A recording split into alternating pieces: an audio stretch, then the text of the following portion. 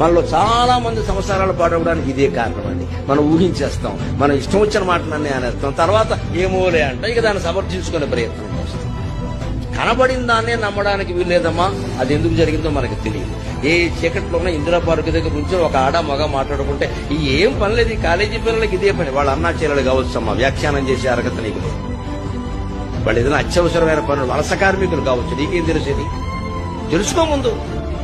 అబ్బాయి ముదిరిపోయారు ఈ ముదిరిపోయారని చూడొచ్చు కదా, అడగచ్చు కదా, లేదా వదిలించు కదా ఆ విషయాన్ని. ప్రతి దాని మీద మనం వ్యాఖ్యానం చేయాలా? కనబడిన దాని మీద వ్యాఖ్యానమే తప్పు అయితే దయచేసి ఆలోచించండి. చెప్పుడు మాటలు విని కొంతమంది వ్యాఖ్యానాలు చేస్తారు, అది ఇంకా తప్పు కదా. వారెవరో చెప్పారు, అది నిజమో కాదో నువ్వు తెలుసుకోవాలి కదా, ఎందుకు వ్యాఖ్యానం చేసేస్తున్నావు?